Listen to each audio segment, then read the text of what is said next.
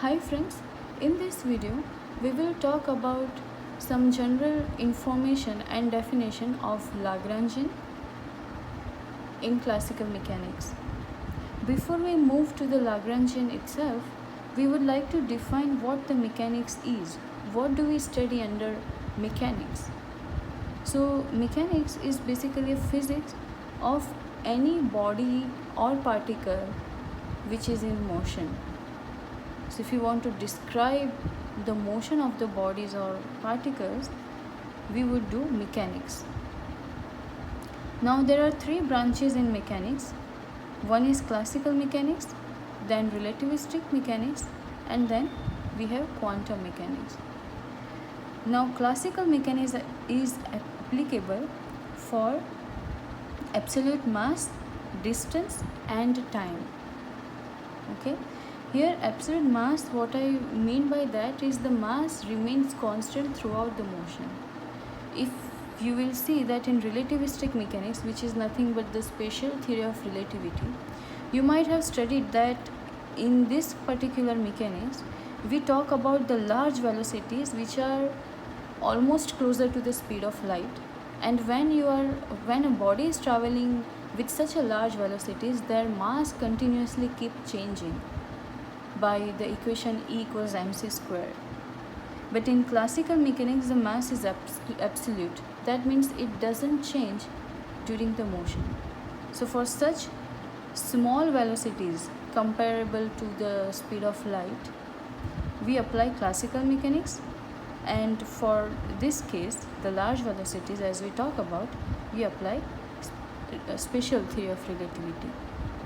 Then there is also another branch of quantum mechanics in which we study the motion of microparticles like nucleons, electrons and so on.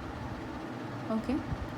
Now we will not be studying about these two. This is just a classification for us to get the idea clear. We will be dealing with the classical mechanics, in which there are more two sub-branches, Newtonian mechanics and Lagrangian mechanics. We will be studying Lagrangian mechanics. Now what is the disadvantage of using the Newtonian mechanics here is that Newtonian mechanics is something, for example, let us take a pendulum. So here I have a pendulum, and so this is my pendulum. Now I want to study the motion of this pendulum. That is, we know that it will perform simple harmonic oscillation, but if I want to study its motion, so Newtonian mechanics will help me how the motion will evolve. For example, at this time t equals 0, it is at this point. Then later, at some other time, it will be somewhere here. Then at some other time, it will be somewhere here. Okay. So this is what the Newtonian mechanics help us, that how the body or a particle in motion evolves with time, provided that we are given the initial conditions. Now if you change the coordinates in describing the motion, for example in this case, it is more convenient to use polar coordinates instead of Cartesian coordinate system. So when you transform the coordinate system from the Cartesian coordinate system, the equation of motion changes. Means the form of the equations have to get changed. Okay. And it describes the evolution of the body like this, as we talked. In Lagrangian mechanics, what happens? It doesn't give you the evolution that at particular point it must be here, then it here, and then it should be here, like that. In Lagrangian mechanics, when you have this pendulum, let's say, And so here is the pendulum, and at some point it is somewhere here.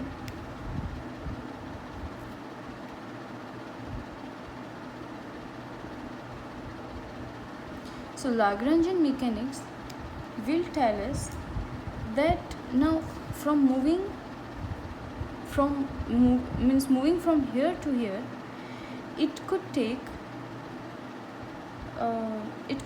this path. Now let me use some different color. Okay. So it could take this path, it could take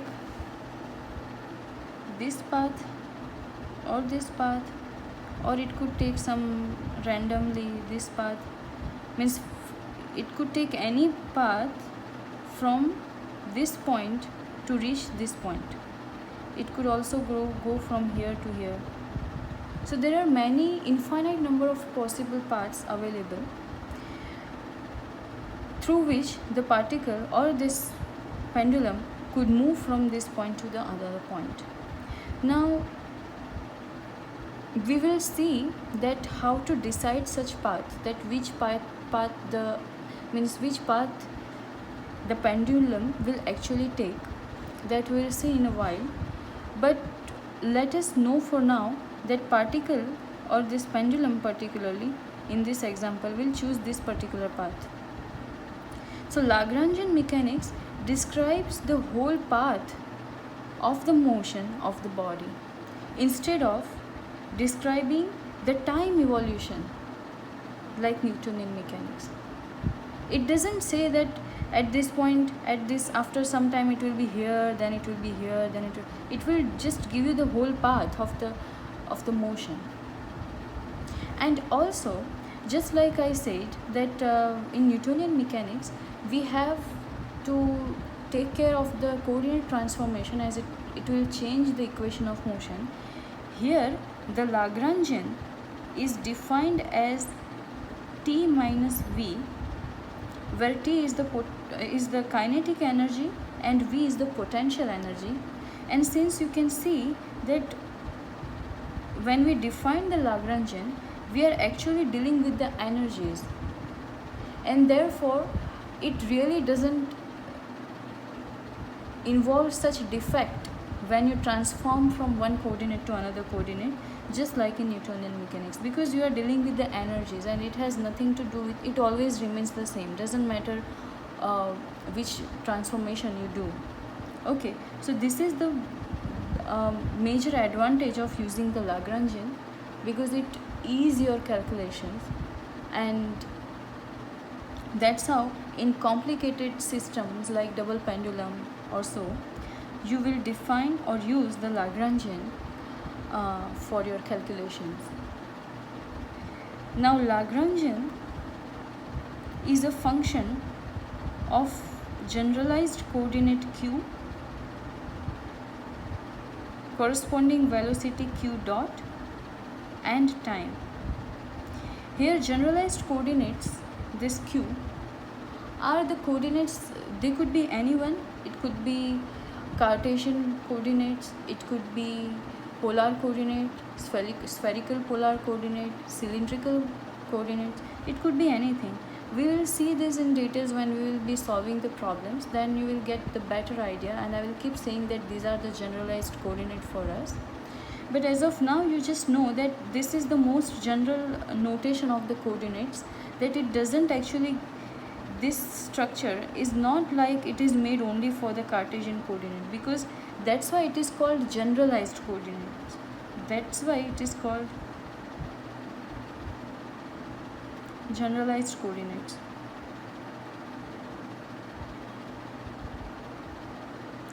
Because they are really a generalized version.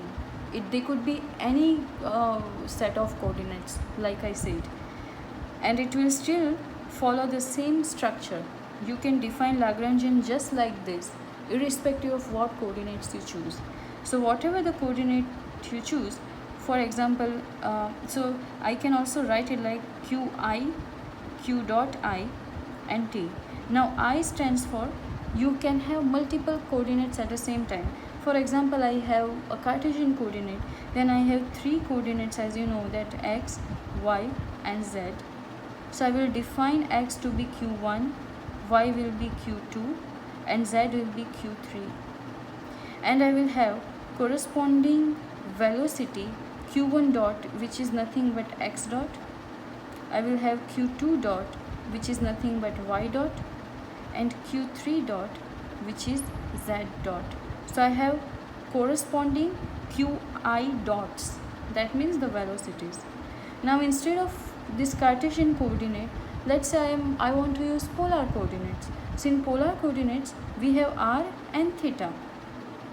Okay, so in polar coordinates you say that q1 is r and q2 is theta. So here your q1 and q2 changes, and so you will have corresponding q1 dot will be r dot and q2 dot will be theta dot. So this will be the velocities corresponding to these coordinates. So you can have any set of coordinates depending on what problem you are solving, and corresponding velocity and t, time. So Lagrangian is basically a function of these 3 things, and since we call this generalized coordinates, then the corresponding velocities will be called generalized velocity.